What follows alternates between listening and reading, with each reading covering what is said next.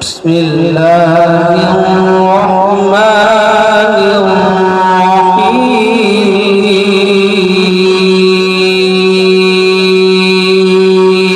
الرحيم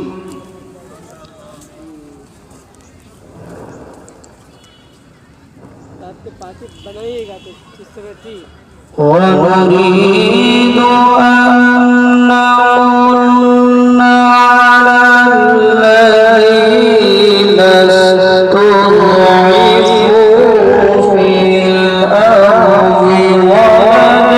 ونجعلهم أئمة